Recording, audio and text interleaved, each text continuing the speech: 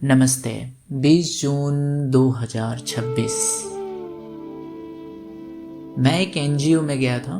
अलग अलग तरह के एनजीओज़ होते हैं। कुछ जो एनजीओ होते हैं वो किसी अनाथ आश्रम के ज़रिए उन्हें सहायता देते हैं। कुछ एनजीओ जो होते हैं वो किसी एनजीओ होकर भी दूसरे एनजीओ को मदद करते हैं। कुछ एनजीओ होते हैं जो समाज को सुधारने के लिए, कोई एजुकेशन के लिए, बच्चों को एजुकेट करने के लिए, कोई किसी को अगर संसाधन की कमी है तो किसी को आईएएस की तैयारी करनी है, एमपीएससी, यूपीएससी, अलग अलग एग्ज़ाम होता है, तो कुछ एनजीओज़ उसके लिए भी होता है। तो उसी तरह कुछ एनजीओज़ होते हैं डेवलपर्स के लिए, जिन्हें मैं डेवलपर कह रहा हूँ, उन्हें आप लेबर कहते हैं, वर्कर कहते हैं। आपने देखा होगा बिल्डिंग्स का निर्माण हो रहा है, हर जगह बिल्डिंग्स का निर्माण हो रहा है, लेकिन उसके एक अलग अलग डेवलपर्स होते हैं। डेवलपर्स मतलब ऐसा ले सकते हैं कि जैसे एक बिल्डर है, रोहन बिल्डर है ना, जैसे हीरा नंदानी है, तो वो सब कॉन्ट्रैक्ट वो सब मेन नेम है ना, उभरते हुए वो नेम है, ठीक है। तो अब जैसे एक रोहन बिल्डर्स करके था, तो उसकी एक छावनी थी, बहुत सारे लोग वहाँ पर उस छावनी में थे, है ना। जो वर्कर होते हैं, है ना, वहाँ के, तो वो क्या करते हैं, पतरे का घर बनाते हैं वहाँ पे। ऐसे ईंटे का घर नहीं मिलता वहाँ पे, पतरे का घर मिलता है ना। तो अब वो पतरे का घर, सोचिए गर्मी में कितना तपता होगा, लेकिन हालांकि उन्होंने जितना बन सकता था उन्होंने अपने तरफ से सुविधाएं दी थी। वो टेम्पररी होता है, एक बार बिल्डिंग बन गया तो वो जगह भी वो छोड़ देता है ना, या फिर माइग्रेट होते रहते हैं वो सारे लोग। तो अब बात आती है, मुझे वॉशरूम लगी थी, मैं वहाँ पर गया था उनका क्लास लेने के लिए योगा का। 21 जून इंटरनेशनल योगा डे है, तो उसके रिगार्डिंग ही, लेकिन कभी कभी वर्कर्स का टाइम मैनेज नहीं होता तो वो आगे पीछे कर लेते हैं, 21 के बजाय 20, कभी कभी 18, कभी कभी 22, 23, 24 भी हो सकता है, ठीक है। तो मैं वहाँ पर गया कि मुझे वॉशरूम लगी है, मैं गया वॉशरूम। वहाँ का वॉशरूम भी थोड़ा सा अलग ही था, सारी चीज़ें पतरे की वहाँ पर ही बनी हुई थी। और मैं ढूंढ रहा था पानी, क्योंकि मैं वॉशरूम करूँगा, मुझे टॉयलेट जाना था, तो मैं अगर वॉशरूम करूँगा तो मुझे पानी तो चाहिए उसको बहाने के लिए। तो मैं बस ढूंढ ही रहा था कि एक मुझे देखने लगे, एक ही बंदा था वहाँ पे, वो मुझे देखने लगा। फिर मेरे से पूछा क्या हुआ, मैंने बोला कि पानी मुझे डालना रहेगा टॉयलेट करने के बाद, तो कैसे? तूने बोले नहीं, जाओ बिंदास जाओ। फिर मैं चले गया, उन्होंने जैसे बोला। फिर मैं रिटर्न आया, फिर वहाँ पर मैंने देखा कि वो नल है और वो कुछ बाल्टी धो रहे थे, तो मैं भी गया वहाँ पर हाथ धोने के लिए। एक ही बाल्टी था, उनके हाथ में ही था। और फिर उन्होंने मुझसे पूछा आप कौन है, तो मैंने कहा मैं यहाँ पर योगा ट्रेनिंग देने के लिए आया हूँ। तो उन्होंने कहा आप पहले ऐसे आदमी हैं जिन्होंने मुझसे ये पूछा कि पानी डालने के लिए, टॉयलेट के बाद पानी डालने के लिए पानी कहाँ पर है, नहीं तो यहाँ पर तो लोग लेटरिन करने के बाद भी पानी नहीं डालते। उनका कहना ये था। फिर थोड़े से मैं बात करने के बाद उन्होंने कहा कि मैं यहाँ का साफ़ सफाई करने वाला हूँ। तो मैंने उनको कहा कि आप साफ़ सफाई करने वाले नहीं हैं, आप लोगों को स्वच्छ रखने वाले हैं, ठीक है, आप लोगों को समृद्ध रखने वाले हैं, क्योंकि आदमी स्वच्छ रहेगा, शुद्ध रहेगा, स्वस्थ रहेगा, तो अपने आप क्या रहेगा, वो अपने आप सारी चीज़ों को अपने आप ग्रहण करने लगेगा, कमाएगा और फिर पैसों को अर्जन करेगा। तो आप उनका हेल्थ बनाने में मदद करते हैं, आप उनको स्वस्थ रखने वाले हैं।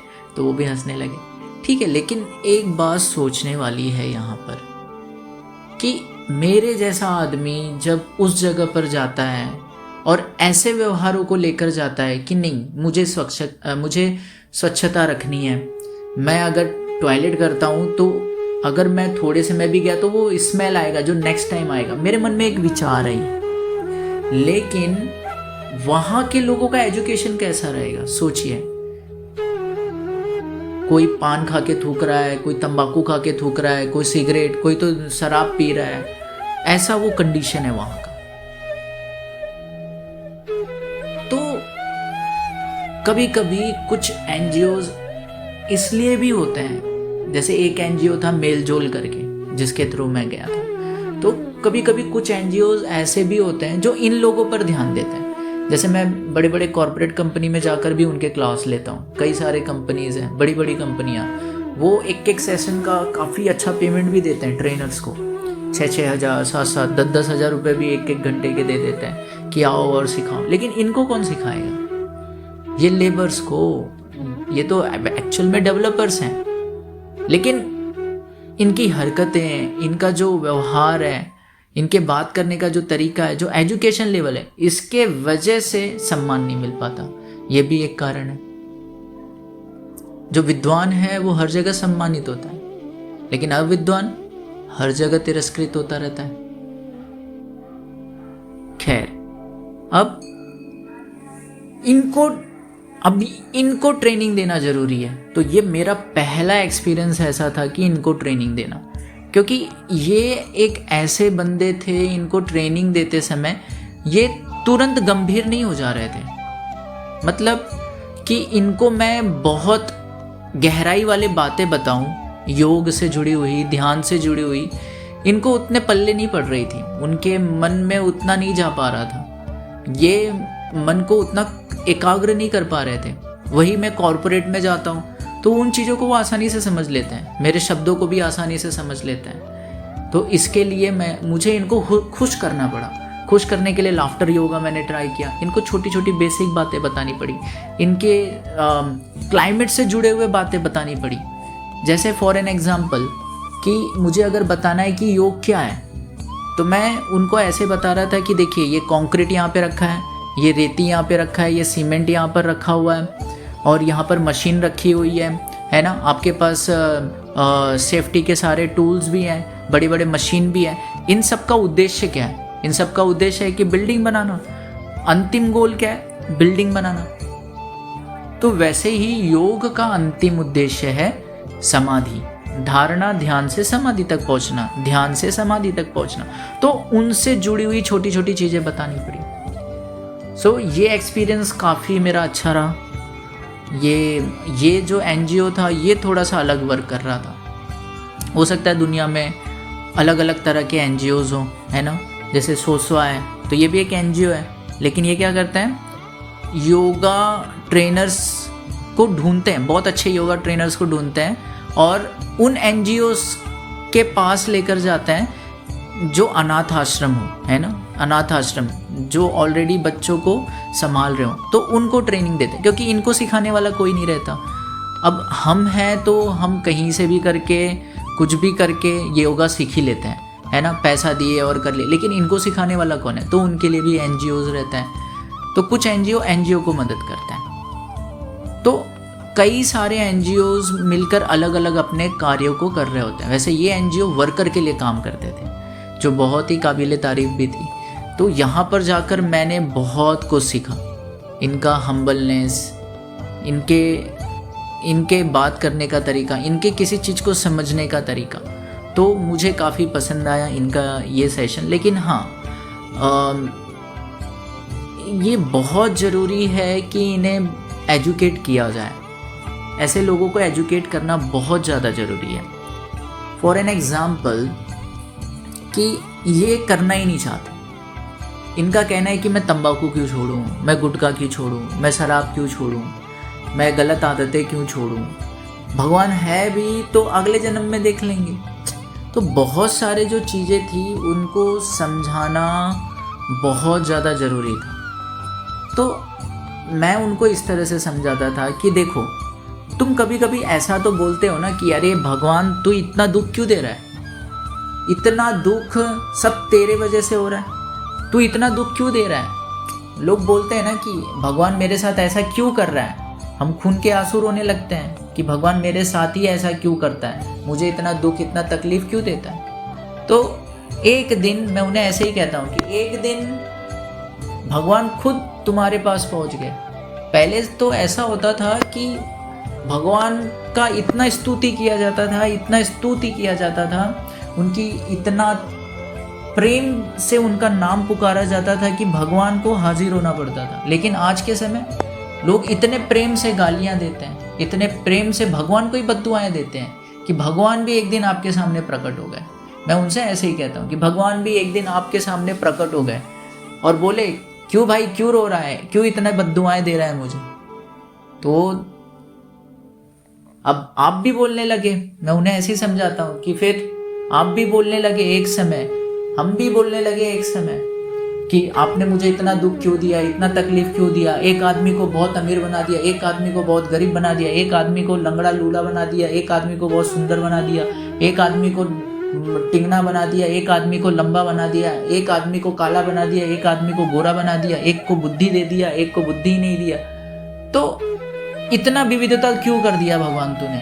ये सारे दुख से मुक्ति चाहिए, कैसे मिलेगा और तुमने क्यों नहीं दिया? तो भगवान भी तुम्हारे लिए यमराज को बुला लेते हैं, बोलते हैं लाओ इसकी पर्ची निकालो। तो यमराज भी बोलता है कि बॉस, इन्होंने तो एक जन्म सोने में बिता दिया,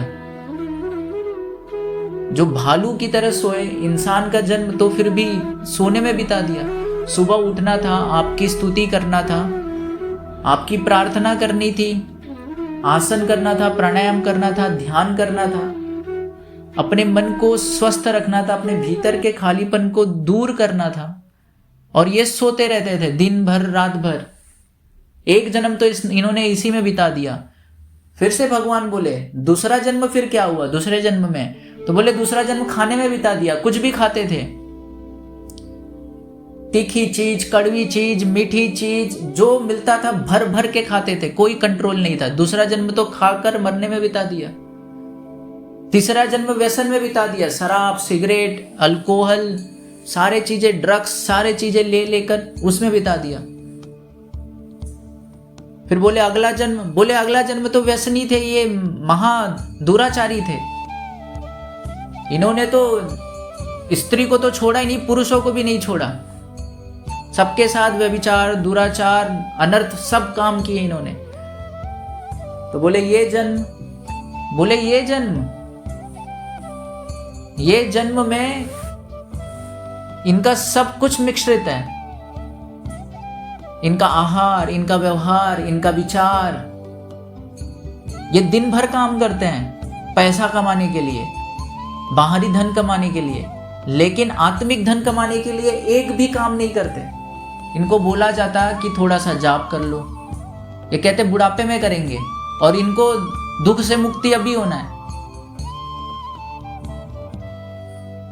इनको बोला जाता है कि आपको आसन करना है, आपको प्राणायाम करना है, आपको ध्यान करना है, तो ये भाग्य भरोसे छोड़ देते हैं। बोलते भगवान के बिना पत्ता भी नहीं हिलता, भगवान जब चाहेगा तब होगा, तब तक के लिए मैं मूवी देखूंगा, सेलफोन देखूंगा, ये रील देखते हैं।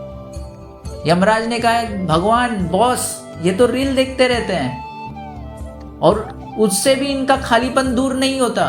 तो रील देखने के बाद वेब सीरीज देखते हैं, फिर मूवी देखते हैं, फिर उससे भी खाली नहीं होता, तो ऊर्जा का क्षय करते हैं, ऊर्जा को बर्बाद करते हैं, फिर से खाना खाते हैं, फिर से पानी पीते हैं, सबके साथ दुराचार व्यभिचार करते हैं, दूसरों से अच्छे से व्यवहार नहीं करते हैं, इनका संबंध सबसे खराब है, और अब ये दुखी हैं, इनको गुस्सा बहुत आता है। तो भगवान भी बोले भाई तूने कौन सा ऐसा काम किया, तू जिसके पास जाता है पैसा लेने के लिए, उसका तू काम भी करता है। मैंने तो तुझे काम भी देके रखा, अपनी मुक्ति, और वो भी छोड़ दो। तुम अगर कुछ ना भी करो तो फिर भी तुम मुझे पालोगे, लेकिन केवल शरीर से कुछ नहीं करना ये पर्याप्त नहीं, मन से भी तुम्हें कुछ नहीं करना है। मन में उठने वाले विचार भी तुम्हारे कुछ नहीं करने चाहिए, तुम्हें शून्य अवस्था में रहना है। कुछ न करना भी तुम्हें मुझ तक पहुंचा देगा, सारे दुखों से दूर कर देगा। तो मैं उन्हें कुछ इस तरह से समझाने का, स्टोरी वाइज समझाने का प्रयास भी करता हूं। पहले का जमाना था कि बहुत सारे दलीलें देने की जरूरत नहीं थी कि भगवान है, भगवान है, भगवान है, ऊर्जा है। लेकिन आज इतने दलीलें देने पड़ते हैं, इतने प्रमाण देने पड़ते हैं, इतने तरह से समझाना पड़ता है कि तब व्यक्ति बोलता है अच्छा भगवान है, अभी मेरे दिल को थोड़ा सुकून मिल रहा है, भगवान है। फिर थोड़े अगले दिन वो फिर से बोलेगा भगवान है। एक दिन पहले बोल रहा था भगवान है, अगले दिन बोल रहा भगवान है। तो ये भगवान कुछ और नहीं, शरीर की ऊर्जा ही है। आप खाना मत खाओ, आप पानी मत पियो, क्या होगा? ऊर्जा को महसूस करोगे आप कि कमजोरी महसूस हो रही है। तो कुछ चीजें महसूस होती हैं, कण कण में उसकी एनर्जी है। अगर भगवान से मेरा मतलब आप किसी मंदिर, मस्जिद या किसी चर्च में रखे हुए किसी पवित्र आत्मा को सोच रहे हैं तो वो गलत है। परमात्मा मेरी दृष्टि में सृष्टि के कण कण में, केवल वही नहीं है, सृष्टि के कण कण में, सृष्टि का कण कण उसकी ऊर्जा से व्याप्त है। आप जाते हो हर जगह कुछ पाने के लिए कि मुझे दे दो, मुझे दे दो, मंदिर जाओगे, मस्जिद जाओगे, हर जगह जाओगे, हम सभी जाते हैं कुछ पाने के लिए, कुछ मांगने के लिए जाते हैं। लेकिन वास्तविकता तो यह है कि परमात्मा ने बहुत बड़ा खजाना देकर रखा है हमें। चाबी हमारे पास ही है, हम उसको ढूंढ नहीं पा रहे। इतना अनंत खजाना हमें देकर रखा है, इतना अपार खजाना हमें देकर रखा है जो हम कभी ढूंढ ही नहीं पा रहे। हमने कभी प्रयास भी नहीं किया उससे भीतर जाकर ढूंढने के लिए। हम तो बाहर के खजाने को ढूंढ रहे हैं कि बाहर कौन सा खजाना है जिसको खाकर, जिसको पाकर, जिसको मिलकर मैं तृप्त हो जाऊंगा। वास्तव में परमात्मा है कौन, इसको समझना ही बहुत बड़ी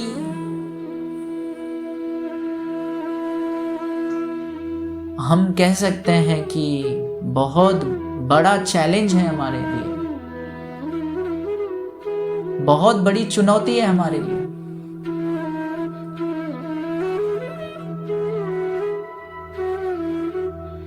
आजकल उन युवाओं को भी आप नहीं समझा सकते जो बहुत ज्यादा बॉलीवुड वाले हो चुके हैं, हॉलीवुड वाले हो चुके हैं। उनको ज़ॉम्बी स्टाइल समझ में आएगा, उनको डांसिंग स्टाइल समझ में आएगा, वो भी सात्विक डांस नहीं, अलग तरह का डांस जिसमें थोड़ा सा कमर हिले, जिसमें शरीर थोड़ा थिरकने लगे, जिसमें मन के विचार भोगों की तरफ बढ़े। उन गानों को सुनकर पतन का निर्माण हो। नृत्य बहुत अच्छी चीज है, उमंग लेकर आता है। हास्य बहुत अच्छी चीज है, नृत्य, हास्य, लेकिन इसमें भी सात्विकता होनी चाहिए। तो हर जगह हमें समझाने का अलग अलग तरीका चुनना पड़ता है। और आज के समय हमें बहुत दलीलें देनी पड़ती हैं, तब जाकर कोई मानता है कि हाँ भगवान होता है। फिर अगले दिन वही बोलेगा भगवान होता है।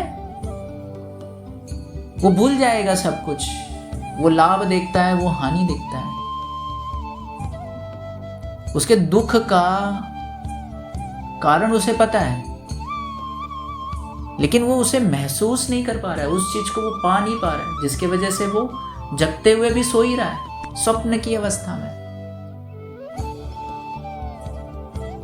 फिर भगवान भी बोले कि फिर कब पहुंचोगे मुझ तक। उनसे भी भगवान ने पूछा कि भाई तुम कब पहुंचोगे मुझ तक, जब तुम बोल रहे हो कि जब भगवान चाहेंगे तब होगा। मैं वेट कर रहा हूं कि तुम कब करोगे तब होगा। तुम कहते हो कि भगवान जब चाहेगा तब होगा, लेकिन वास्तविकता तो यह है भगवान भी वेट कर रहे हैं तुम्हारा कि तुम कब करोगे, तुम कब प्रयास करोगे, तुम कब पुरुषार्थ करोगे कि तुम मुझ तक पहुंच सको, मेरे प्रयोजन को सिद्ध कर सको। इस दुनिया में जन्म लेने का प्रयोजन ही है समाधि, धारणा, ध्यान से समाधि की अवस्था, जिससे हम जन्म और मरण के बंधन से, चक्र से छूट से जाते हैं, मुक्त से हो जाते हैं। भगवान खुद कह रहे हैं कि कब करोगे। अगले जन्म पे हमने छोड़ दिया कि अगला जन्म भगवान जब चाहेगा, पत्ता पत्ता उसके मर्जी के बिना नहीं हिलता। तुम्हें दुख तो महसूस हो रहा है ना, तो प्रयास क्यों नहीं करते? अपने भीतर क्यों नहीं उतरते? मार्ग क्यों नहीं अपनाते? कुछ छोड़ने की जरूरत नहीं है, सारे चीजों को लेकर चलते हुए जो आंतरिक धन को, समृद्धि को पाने की चाहत है, उसको भी साथ में लेकर चलना है। कई लोग केवल बाहर की चीजें साथ में लेकर चलते हैं और आंतरिक चीजों को छोड़ जाते हैं, आंतरिक चीजों पर ध्यान नहीं देते, और यही आगे जाकर समस्या बनती है। बाहर की चीजें तो बहुत सी होती हैं, लेकिन आंतरिक सुख नहीं होता, आंतरिक शांति नहीं होती, आंतरिक समृद्धि नहीं होती। मान अपमान का भय लगने लगता है। जब मैं मिट गया तो क्या मान, क्या अपमान, क्या सुख, क्या दुख।